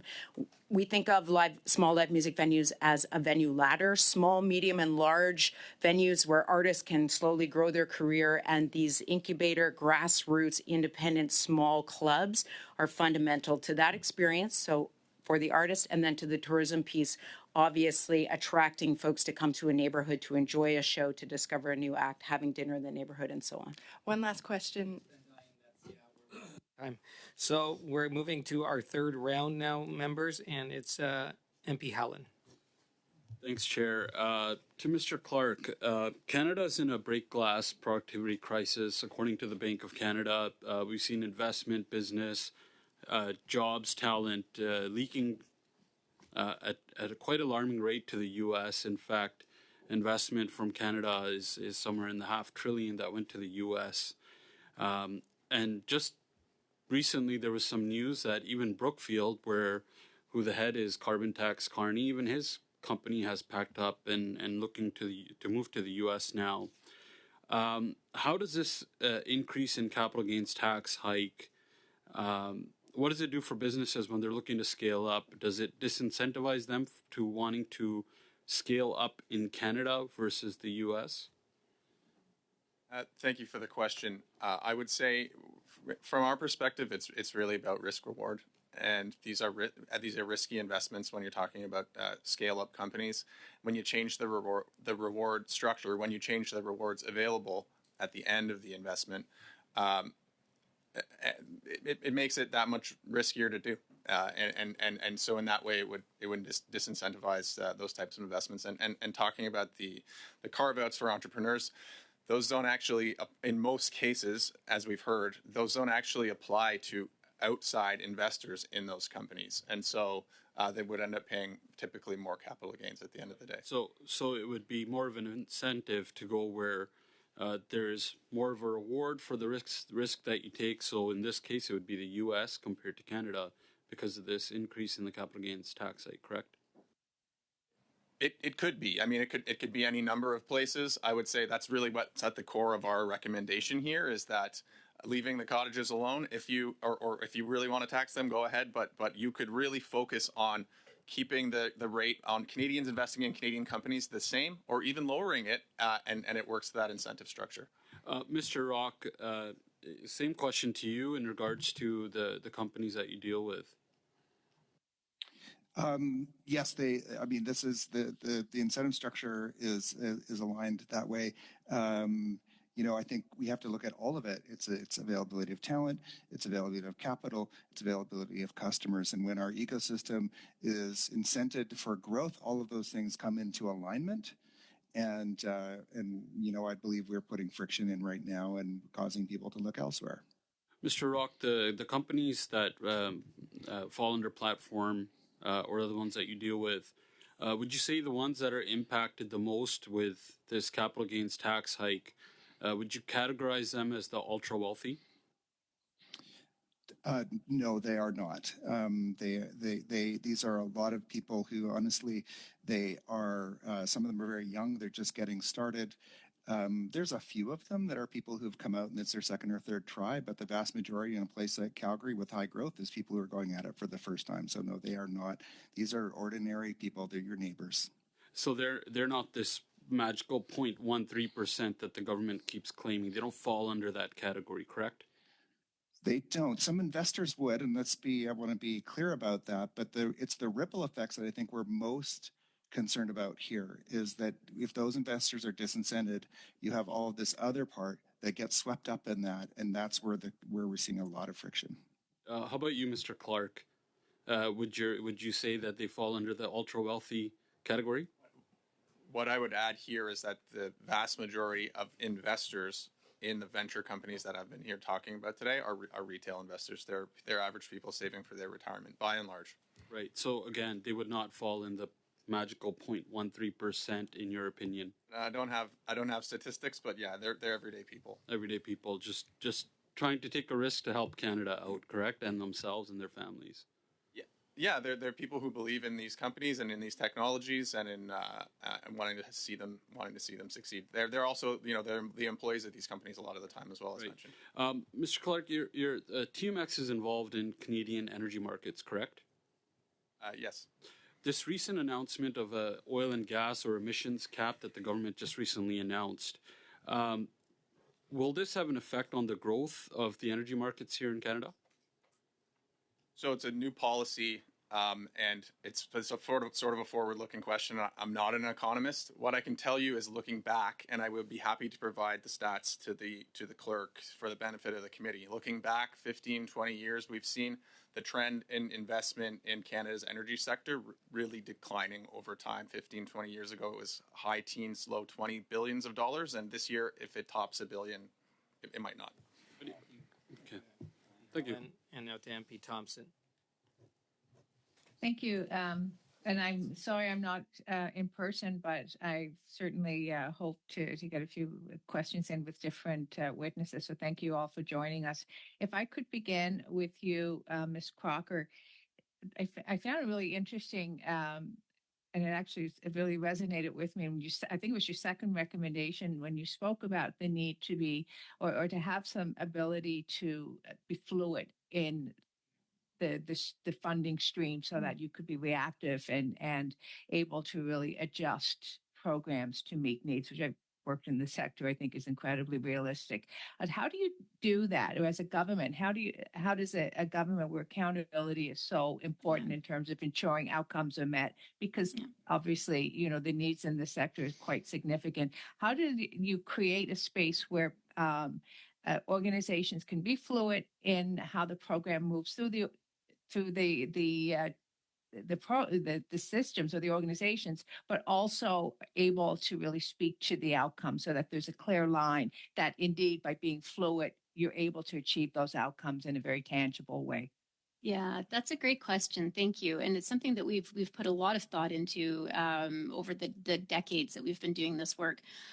So I think there's a couple of ways. So one way is around monitoring frameworks, and I'll give you an example: salaries. So if we're funded by the federal government and they say, okay, well we'll pay for staff and the salary for each position, you need to present us with a salary grid, and then you can set your salaries in that grid. And then it's up to you as the organization to move people along that grid, up, down, wherever they belong within the grid. That's approving the framework and setting the framework, but it's not getting into the micromanagement of each salary for each individual staff.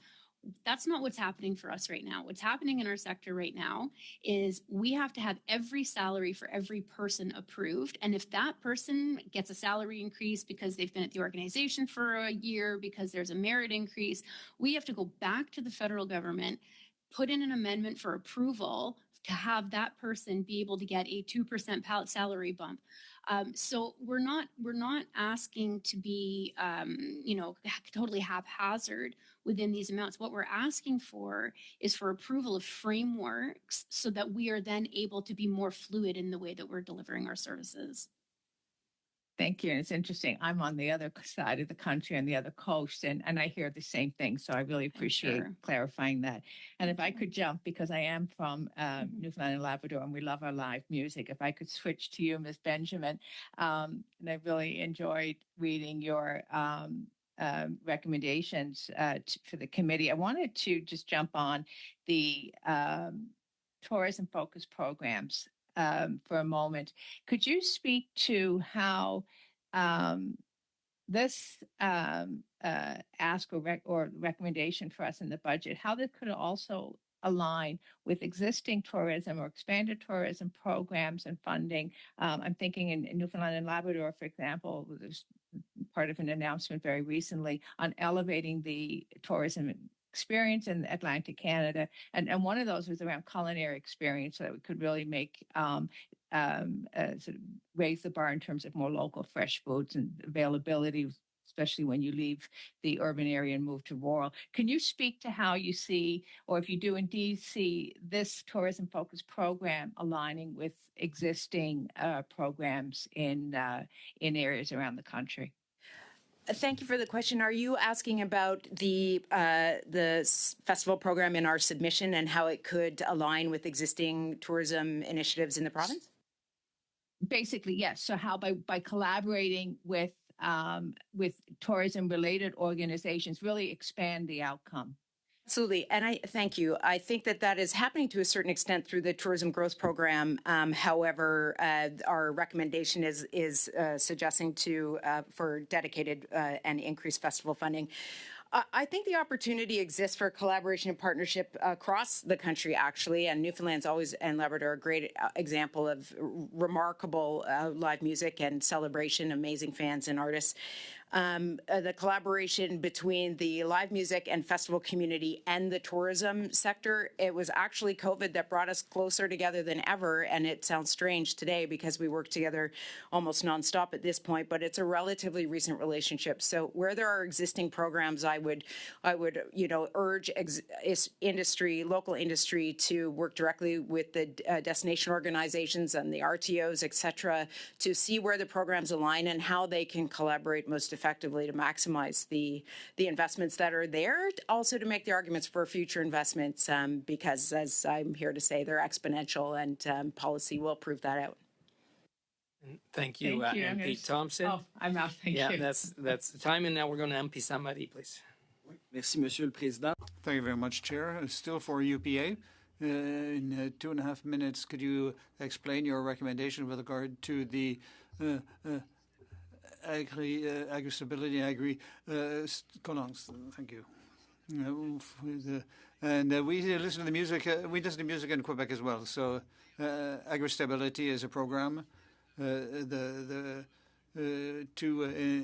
ensure adequate revenue, and it works fairly well, but it takes a long time to react. And when there are natural disasters, there's not enough support for exceptional losses, and there is a process that is launched, and we have to prove to the provincial government and the federal government that there were exceptional losses. And there's another program, which is the Agri Launch program, and this is an additional program just to get money from Agri Relaunch. It takes about 24 meetings between the federal and provincial authorities to get funding, for example, and sometimes it can take a year and a half before we get any funding through these programs. And so we want to increase support from Agri-Stability and quicker reaction for disasters. And there are technical problems, and we would like that that we go back to 85% compensation for losses with a more efficient and quicker process when there are serious problems. I'm almost out of time, but one recommendation is that you're asking the government to modify accessibility programs for Canadian entrepreneurs to adapt to to work with the agricultural sector. What would you add to that, Mark? So that request was covered partly by the amendments announced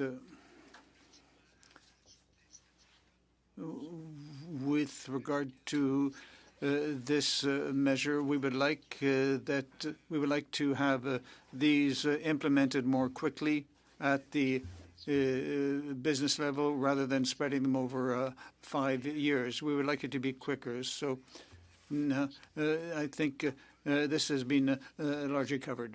Thank you. MP Davies, please.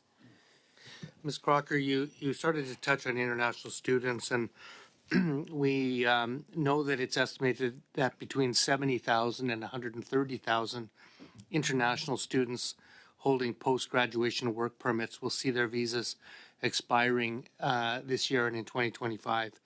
What advice would you give the federal government in this regard? Find a pathway for these students to be able to stay. MP Davies, we talked earlier about pathways for permanence. 70,000 students who have been living, studying, potentially working part-time in Canada at our universities. These are the folks that we need to retain. We don't want to start seeing the international student program as being a mechanism for people to make asylum claims. So there has to be a way for these students to be able to figure out how they can stay in Canada permanently if that is an option that they would like exercised to them. And we know many international students come to Canada because they want to look for pathways to permanence. Right. Now, you did some great work in June of this year. You released a report titled Working Towards Change, Understanding and Addressing Newcomer Housing Needs. It provided insights from a year-long study that explored the intersection of housing and settlement for newcomers in BC. Can you elaborate on the key findings of the report and what steps the federal government might take to implement your recommendations?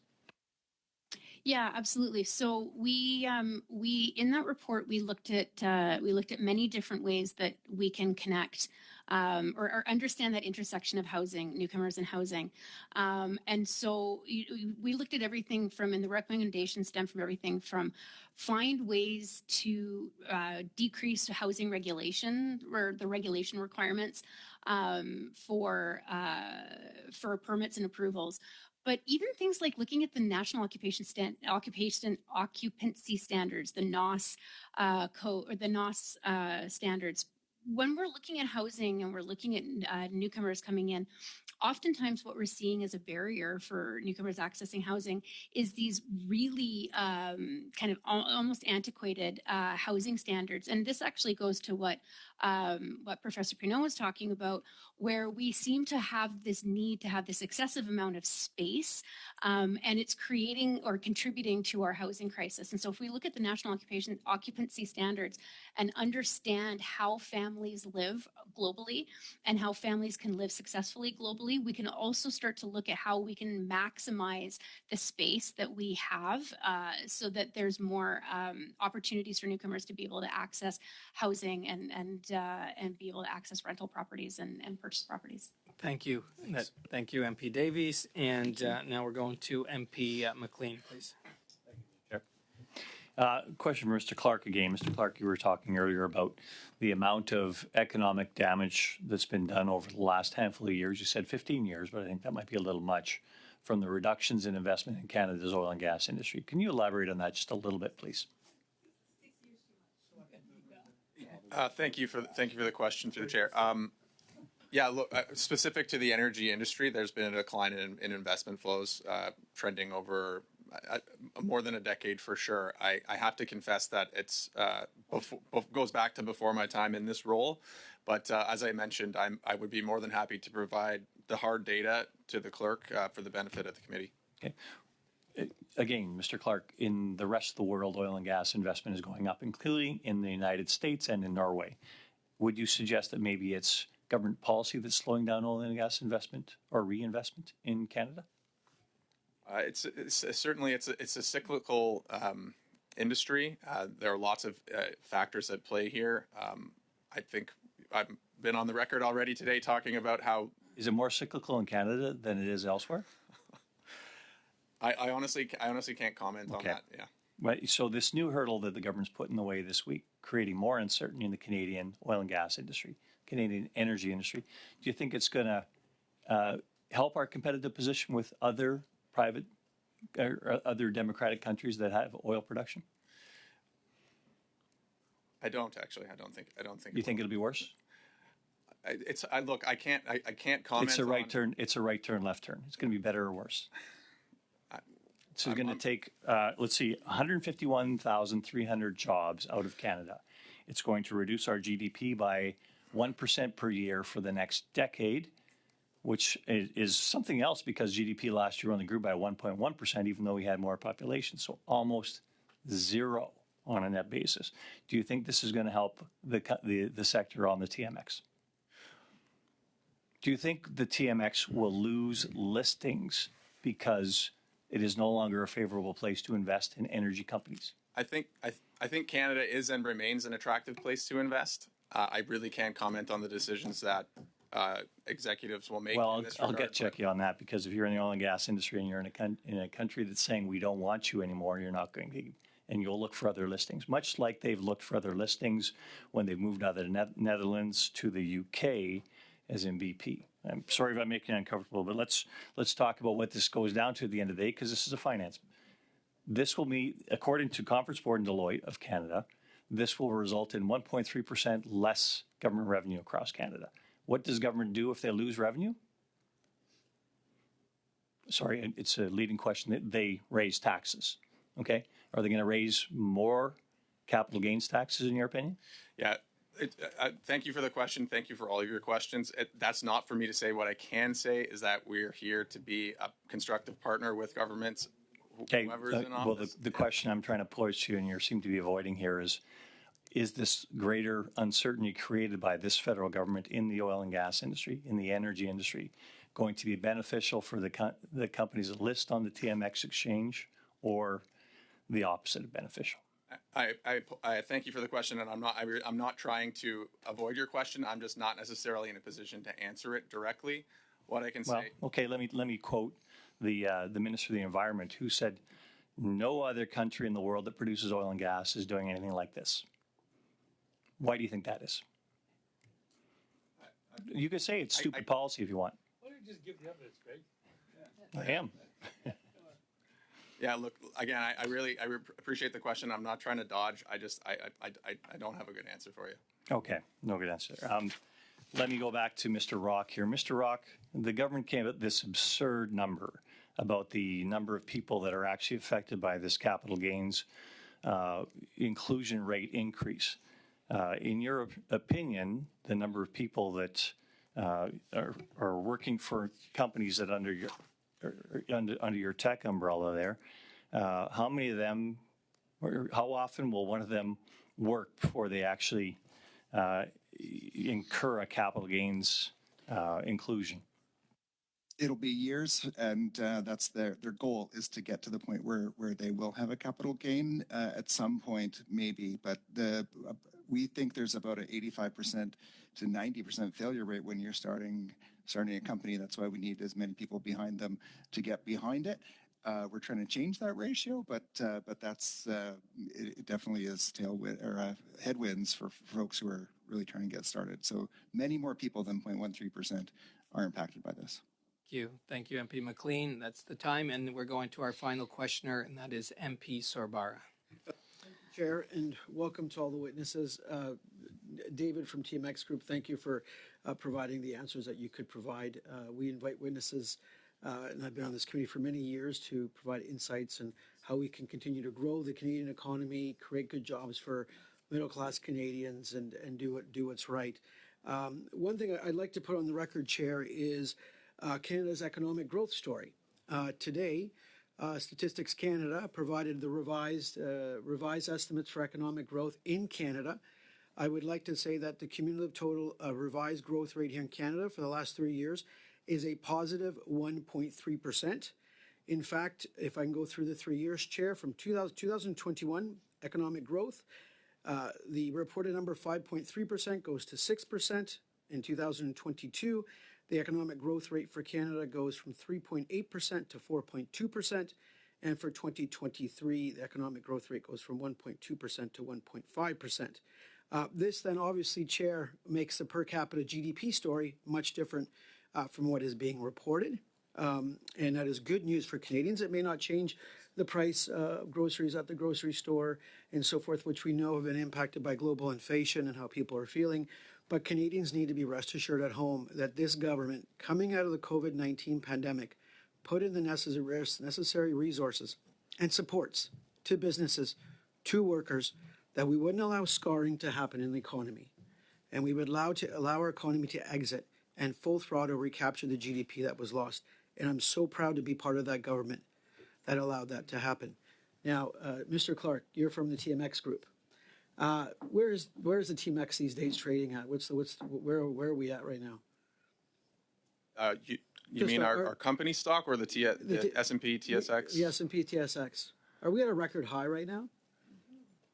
I didn't check today, but yeah, I think things are going okay. Yeah, things are going really well, and we were at a record high a month ago, and we're actually doing quite well in the S&P TSX, and the energy sector makes up a big proportion of that, I think. Yeah, the energy sector is by market cap is 10-15% of the companies listed on TSX and TSXV. That's right. Yeah.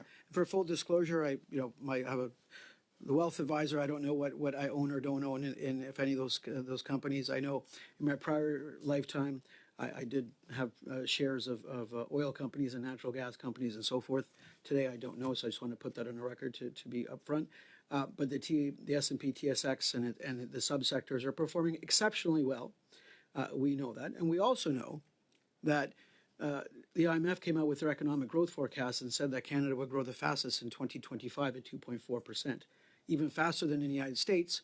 And as I've indicated prior to, we run a deficit of about 1% of GDP, while the United States is going to be running a deficit of 6.5%, and it may even get larger, which is, in my view, unsustainable, and there will be a reckoning there. To Mr. Clark, I know you've commenting that not all capital gains are equal. What did you mean by that? Thank you for the question. What I was referring to there, again, is a difference between capital gains that are the result of what I would call productive investments or productivity creating investments and other types. And so what we're here asking for today is a reconsideration of raising the rates on Canadians investing in those productive Canadian investments, Canadian companies as an example.